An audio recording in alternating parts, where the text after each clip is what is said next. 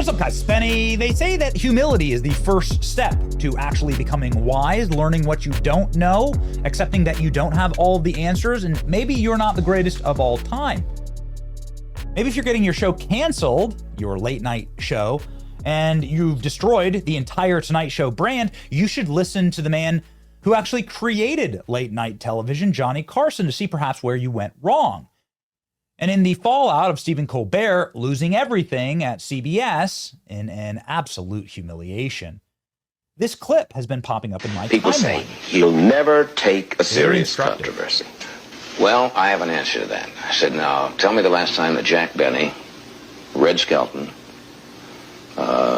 any comedian, used his show to do serious issues. That's not what I'm there for. Can't they see that? But you're not. Why do they think that just because you have a Tonight Show that you must deal in serious issues? It's a danger. It's a real danger. Once you start that, you start to get that self-important feeling that what you say has great import. And you know, strangely enough, you could use that show as a forum. You could sway people, and I don't think you should as an entertainer. I don't think you should, because people just want to be entertained. And actually, you gain the widest audience by simply appealing to the most people, dumbasses. Jay Leno gets it. Jay Leno was my favorite late night host growing up, back when late night was actually a format that people would watch.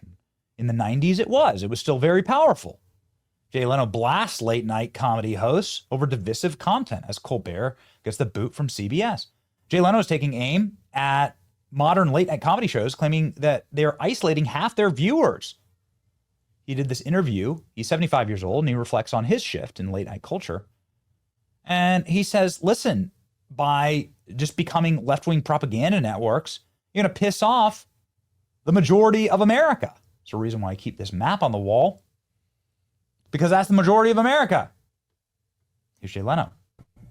Why shoot for just half an audience all the time? You know, why not try to get the whole? I mean, I like to bring people into the big picture. I don't understand why you would alienate one particular group, you know, or just don't do it at all. I'm not saying you have to throw your support or whatever, but just do what's funny, you know? Just do what's funny. When was the last time that Colbert was funny? Every single Colbert guest is a left-wing politician talking politics. Every joke is some potty-mouth joke about Donald Trump that could have been written by a sixth grader.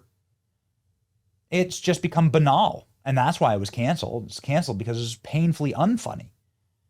But if you're talking Johnny Carson or if you're talking Jay Leno, whatever generation you come from, they're right, because both of them warned you're going to piss off people. You're going to have no audience left if you just keep pissing off huge swaths of the American public. It's bad for business. And now we can see it in real time in the streets of New York. Just in, Stephen Colbert has accused CBS of firing him because the network surrendered to Trump. He called for New Yorkers to join him in protesting CBS. And as you can see here, an absolutely massive crowd has shown up. I think I'm going to channel Tobias Funke when I say there are dozens of us outside of CBS Broadcast Center. Dozens of people showing up. 1, 2, 3, 4, 5, 6, 7, 8, 9, 10, 11. Are there even 12? Maybe there's less than 12 who showed up for the mass protest of Stephen Colbert. A small group of We're With Colbert protesters outside of the CBS News demanding he be reinstated. Only 20 people, half of whom wore masks, showed up for the We're With Colbert protest. Okay. The irony here is, of course, Stephen Colbert forced his audience to wear masks well after the pandemic was over. Stephen Colbert hates his audience, hates you, he hates himself. On Sunday, protesters organized a rally outside a CBS Broadcast Center in New York to support Stephen Colbert. Participants in the We're With Colbert demonstration were gathered together in a call for nationwide integrity, claiming CBS unethically canceled his show. This is a First Amendment attack, said a protester. We can't stand for it. While the protest played well on Blue Sky, it was an overwhelming bust in real life. According to the reports, only 20 protesters showed up. Half of them wore masks. They always look the same, don't they? It's also like very old, like very, looks like a very astroturfed protest, right? So you can tell they're astroturfers. Like there are protests, there's like rent-a riots and stuff. And these people charge a lot of money to show up and protest. And they always wear masks. You can always tell the rented protesters because they don't want to show their face, because then you'd be able to track each protester at each strange little protest. So you have to mask, actually. You have to mask up.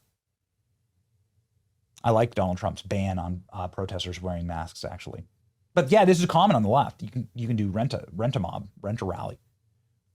We're with Colbert. This is how Kamala Harris, by the way, was able to draw any crowd at all. The We're with Colbert rally may be enough to keep the talk show on air after an incredible crowd of 20 show up. CBS may be forced to pay Stephen Colbert to resume his failing TV show after a massive sea of protesters at the headquarters. Tens of people rally against the Colbert cancellation. A satirical protest was once done to advertise the Rocky and Bullwinkle show. The Colbert protest today is bigger than this. We used to have a proper country. Tens of people rally for Colbert. Colbert's entire audience showed up for the protest. That's a good one. The absence of USAID money to fund progressive left protests, no one cares. Half the protesters were actually French tourists thinking they were going to a cheese tasting of vegan blue Colbert cheese. Got it. Yeah, pretty good. Dad joke there. Only 20 people showed up to protest Colbert being canceled, so basically a live taping. And we let the workers and the unions of CBS and Paramount take over the company. I guarantee you they make better decisions with it. Protests continue today after CBS canceled The Late Show with Stephen Colbert. Many comedians are reacting to the announcement, including Jay Leno, who ripped the industry for becoming too political. We got that. Okay. Well, ladies and gentlemen, this is what happens. Protests in New York City backing late-night host Stephen Colbert mustered a whopping 20 supporters as his show gets axed for financial reasons.